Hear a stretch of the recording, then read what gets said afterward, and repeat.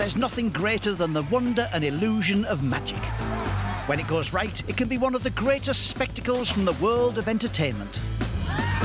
But when it goes horribly wrong, it can be even better. Started to pull harder and harder and harder and harder, but it just wouldn't come out. It was absolutely as painful as it looks. From the biggest names in the business. It truly is one of the most dangerous effects. There's no two ways around that. A spike has just gone into his hand. To new talent trying to make their mark. Got careless and it almost cost me my life. It's absolutely lethal. The first bucket of dirt came down with a thud. That hurt. Magicians pushing boundaries to the extreme. I'm not doing this because I have a death wish. Whoosh, everything went black. I saw the light at the end of the tunnel. This is what can happen when magic goes horribly wrong.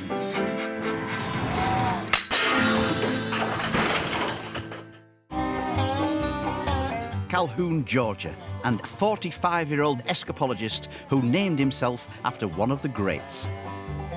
My name is Michael Anthony Mooney. That's my real name, but everybody calls me the Great Mooney. Must have taken him hours to come up with that name. Oh, I can't say it without laughing. Terrible name, terrible. But the fact he's called himself the Great Mooney, for me, he's already won me over. I met Joe Burris, he was a magician in the jail. And when we was in the cell together, he showed me this magic trick. And it just like, I know what I want to do when I get out of here. I want to be a magician, I want to entertain. Magic actually saved my life, to tell you the truth. I was at the Atlanta Motor Speedway. I had 5,000 people there in the audience. I was the halftime highlight. I was scheduled to do a race car stunt. I was going to be tied to a 100-foot chain that was tied to the pace car, which is a race car. I think it went from 0 to 60 in a couple of seconds. It was a very fast car, faster than me. And Michael's job is to get out of these restraints, of these chains and these locks, before all that slack in that chain is gone. The object of the stunt is to get the shackles off your wrist and let the car just pull the chain down the track. What a brilliant idea. You know, to make the handcuff escape really exciting, but he just hasn't thought about it. He doesn't look like an escapologist. He doesn't behave like an escapologist. He is just a heavyweight guy who probably struggles to get up in the morning, and he wanted to do an escape stunt. It just doesn't work, does it? The two don't go together, do they? When I told the track officials how to do it, I didn't specify, let's do a countdown. I should have been more specific, saying, hey, we're gonna go 3, 2, 1, go. Then I start getting myself out. But I didn't do that. From 3, and when we hit 1, Mr. Walters here is gonna slam the gas, hammer the gas of the Camaro. Here we go. 3, 2, 1. Escapologists get carried away by being Mr. Macho. So that particular day, I thought, well, I'd get a little bit brave and bolder, and I blindfolded myself. And that's where things start to go wrong. And as they wrapped the chain around the shackle and everything, I really didn't pay attention to safety. Your safety at the end of the day is more important than whatever it is that you are going to be presenting for an audience. The chain to the cuffs, the shackles, created a knot. I just was too complacent. Got careless, and it almost cost me my life. And they forget that, hang on, this is dangerous. I need to keep my wits about me and make sure this happens. This stunt usually takes about less than 5 seconds. Couldn't actually see the car leave. If I would have not been blindfolded, I'm not gonna watch the car and come out just in time, but unfortunately, I took those aspects away. And then I remember the countdown. 3, 2, 1. I'm standing there, and then I felt vibration in the chain. I knew I was in trouble. I got this side off and went to get this other side off and got tangled up in the knot that was on the bar, and I just couldn't get out. And then the car took off.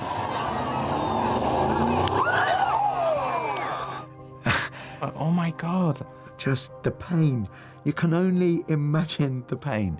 He forgot that he's got to leave without him. 3, 2, 1.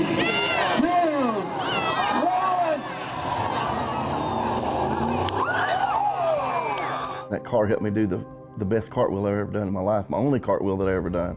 Just think about it. Buy a chain that's got a little fake bit in the middle. You just break the little thing rather than breaking your arms. I mean, it's just an idea, just a little tip I thought I'd throw out there.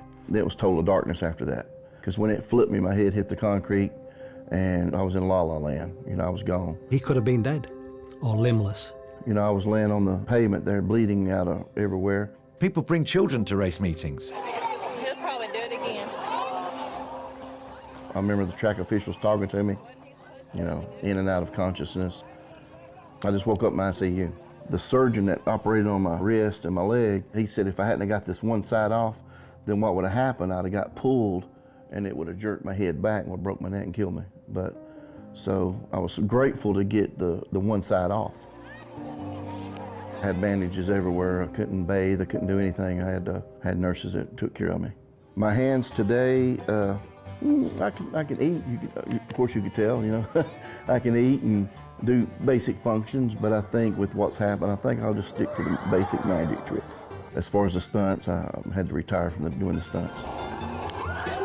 If I had a couple more seconds, this side would have been clear. I'd have been celebrating with the crowd and everything, but there was no celebration that day. Anything else magicians need to be very careful with? Oh yes, fire. We are at a festival, probably. There was never a very good festival. It's early morning, everyone's gone home, apart from a few fire eaters.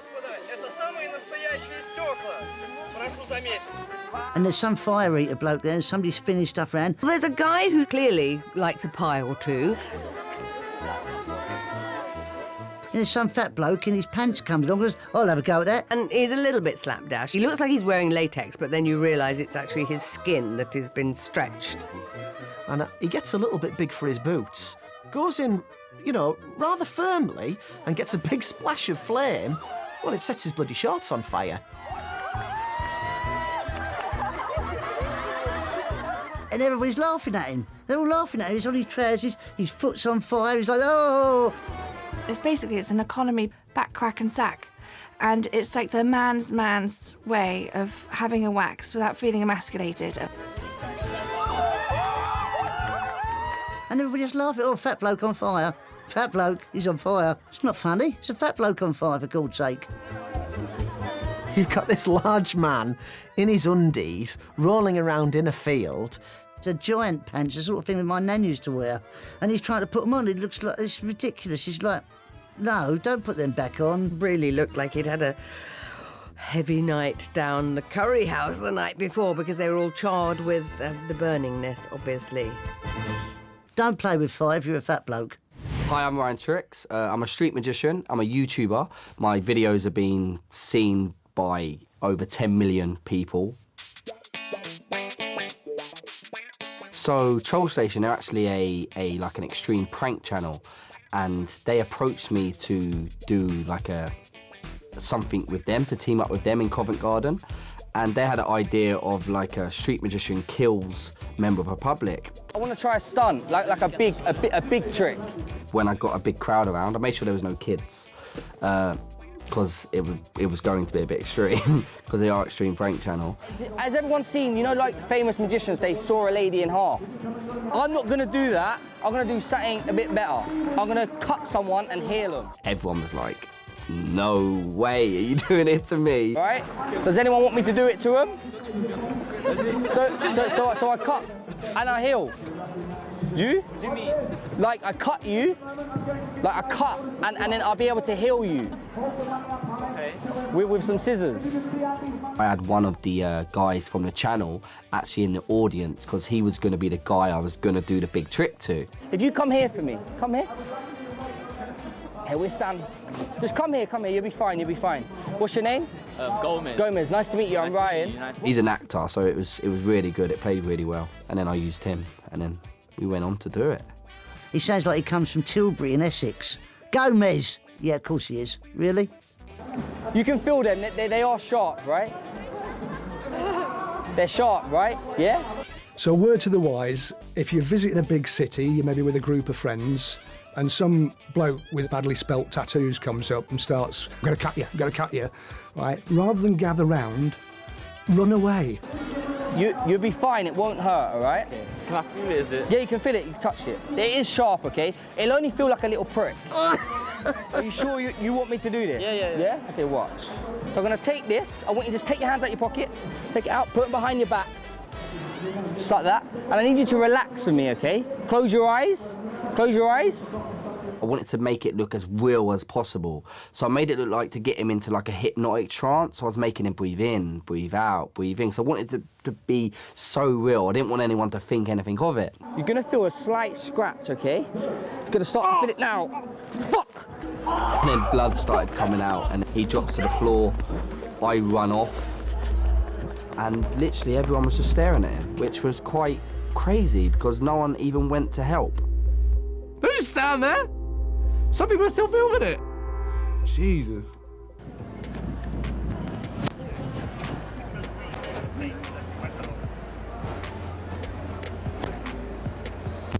That's not really a classic magic plot. That's more like amateur surgery in the street.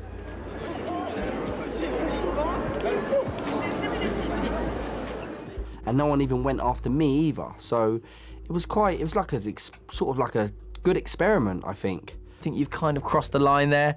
April Fools! April Fools! I mean, if you want to end your career as a magician, I mean, that's how you do it, right? Looking back on it now, it's a bit, it was a bit too much, I think. I think it was a bit too far. What are you doing? You're running around with scissors and you've just pretended to get stabbed on the street. Are you mad? I think it just left people with a really bad taste in their mouth, especially the guy who had his throat cut. Ryan has just lost himself a summer of kids' parties. You just can't do that. You just can't do it. You can really traumatise someone with that. It was April Fools. Doesn't matter what it was. I don't care what it is. You upset a lot of people. Were you involved in this? No, I witnessed it. We all got in trouble, actually. The police come. We wasn't expecting it, and he actually got a fine. Really? It's horrible. Horrible. Because he's a really good stooge. He's brilliant. I think he's really good. Awful, though. But no matter how good you look and how well you've set the scene, there's one gig in magic that nothing can prepare you for. And this really is the sharp end. I mean, obviously, circus family, presumably on your days off, you do circus-related stuff. You take the elephant for a walk, you know, go for a drive in the clown car, and then if you've got nothing else to do and you've got small children, about 2 or 5, one in nappies, you think, tell you what, why don't we get the local children round to have a look while I throw knives at them. In a family, the Gallaghers, Connie Ann, 5 years old, and Colina Sue, 2.5, are a big help to Mother Luella, who is no mean hand with a handful of knives. There was no television in those days. They just spent every evening after supper throwing knives at each other. You wouldn't mess with Luella, would you? She's got a stern look, that lady.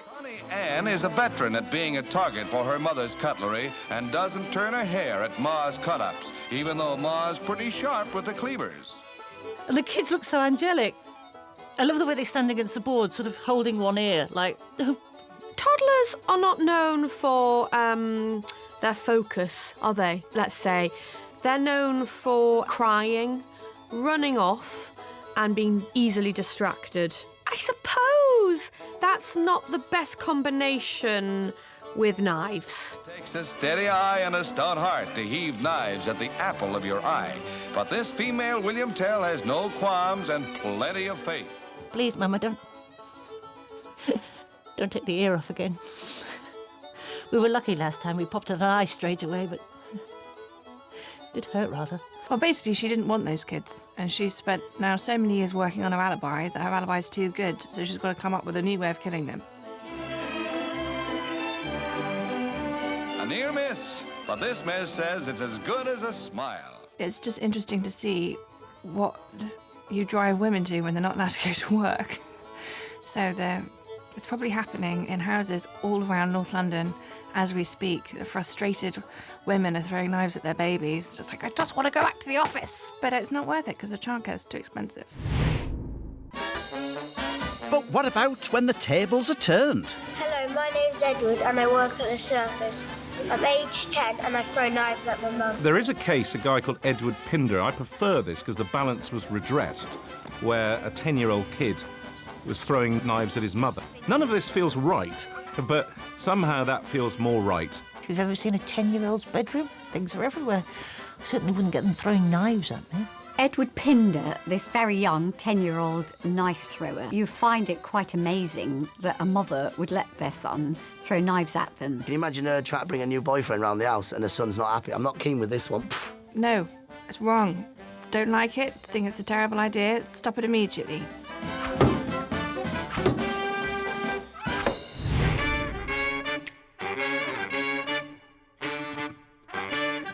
But to really impress your audience, the best thing to do is shock them. Escapologists take the lead here, and what they're really good at is scaring the living daylights out of you. My name is Dean Gunnarsson. I'm an escape artist, a daredevil, a stuntman. You know, I try to take my escapes to the extreme limits. I enjoyed magic, and most of my friends are magicians, but for me, I like the realism of the escape.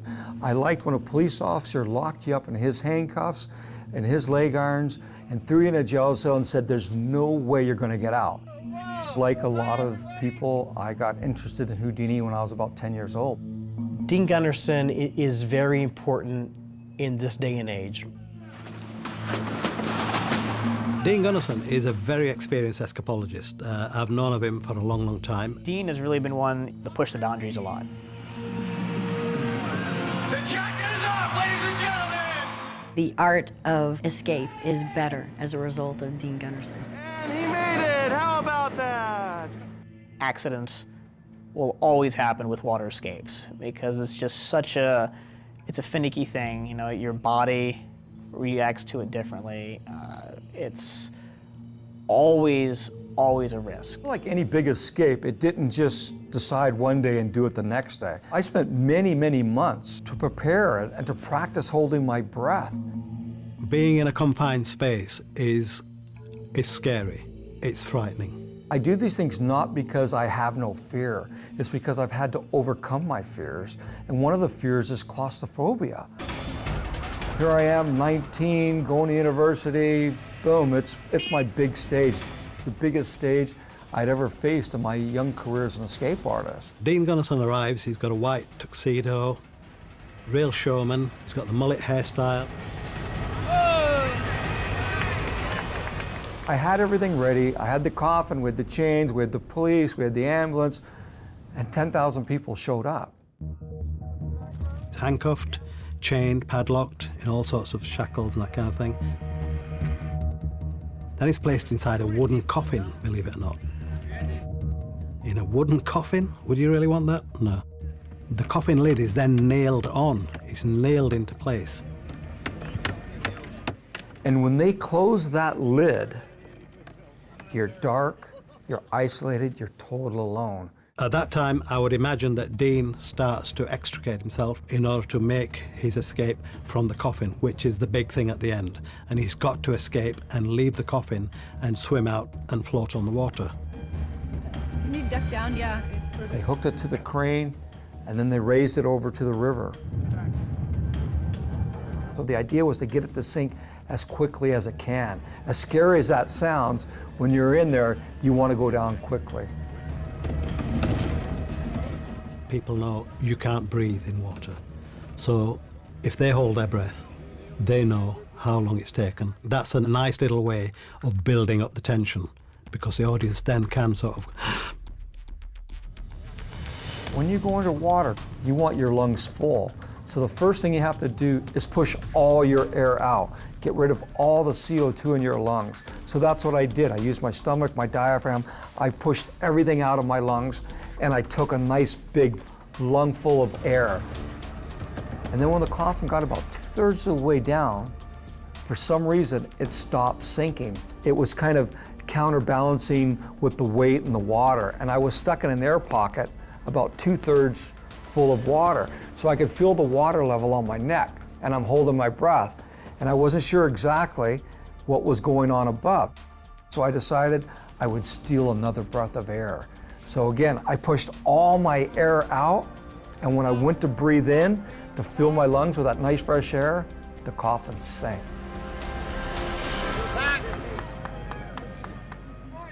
Once you hit the water and the water gets into the coffin, that's it. No more air. That's when you start to panic. It sank like a rock, just bloop. So now I not only got stuck underwater with very little air, I got stuck underwater with no air. Now I'm in trouble. You need to work very, very quickly. Realistically, about 1.5 to 2 minutes. What you have to do is not panic. You have to conserve your energy. Once you're underwater, if you use your energy struggling, then you've lost it. It's not going to happen. Your adrenaline's going, you're using more energy, so you have less time to escape. So I was able to get out of the chains. I remember putting my hands to my goggles and just forcing myself to relax. I couldn't scream, I couldn't yell. I'm 10 feet underwater. Nobody could hear my cries for help. Bring it up, Ronnie. And then I started to see little flashes of light, and then it was like whoosh. Everything went black, and I got sucked down a tunnel. I saw the light at the end of the tunnel. I don't know what it was. I don't know if it was a freight train coming at me, or if it was the big man, or you know, the Grim Reaper shining his flashlight. But I saw it. Nearly 4 minutes underwater. You know, it's around the time when brain damage begins to occur. I wasn't afraid. I wasn't in pain, and I saw this light. It went from one extreme, from being something totally great and successful, to going totally wrong and dying. He was pronounced officially, dead. I mean, I don't think you can push it much closer than that. Okay, back. Would you ask you to get back here? Everybody was quite upset. That was scary from their perspective. I mean, I was dead. You just got to roll the dice and see how they come up. And that day, I got lucky. Hats off to him. That was a spectacular stunt. That's not a nice way to spend a Saturday afternoon.